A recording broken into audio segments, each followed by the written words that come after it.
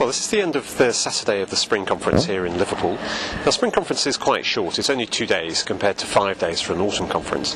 So we try to cram in quite a lot of business. And we've just gone through a whole series of business motions, amendments to standing orders, the rules of the conference, committee reports and so on. Quite a lot happening. But undoubtedly there were two highlights to the day. The first was the speech by Vince Cable this morning. And he's our current deputy leader of the party. But of course, after Ming Campbell resigned in October last year, he was acting leader for 2 months until Nick Clegg was elected. And by common consent, by not just party members but journalists as well, he did an outstanding job. He was lucky really that the Northern Rock crisis issue came up during his acting leadership, and of course as the party's shadow chancellor he was ideally placed to deal with that, and now the government has done exactly what he was recommending, which was to nationalise Northern Rock. So he is tremendously popular with conference reps at the moment. He got a standing ovation at the beginning of his speech and a standing ovation at the end, and it was a good speech as well. Then in the afternoon we had the main policy-making debate of the day on the party's policy on healthcare in the NHS, around quite a big policy paper produced by the Policy Committee. There were quite a lot of amendments to it, quite a lot of interest in the debate, a lot of people wanting to speak. We didn't have space to call them all by a long way.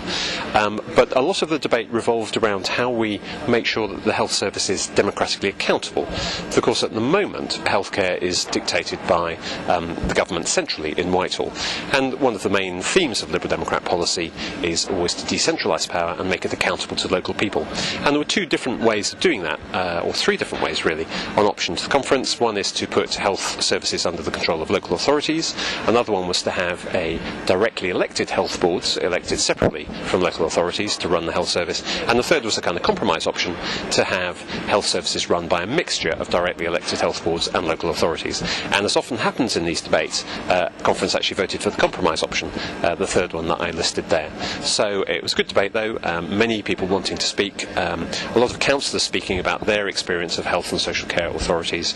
I spoke myself, in fact, on the issue of inequalities in health and how we needed a broad approach to public health, dealing with issues of income and wealth and employment and pollution and so on, if we're really serious about improving healthcare.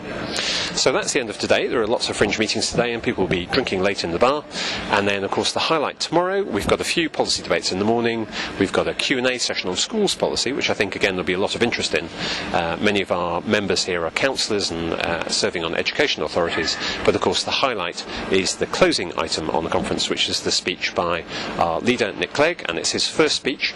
He'll be rehearsing late into the night to make sure he does it well, but I'm sure conference will want to give him a good welcome, and they'll be leaving refreshed and invigorated after his speech tomorrow lunchtime.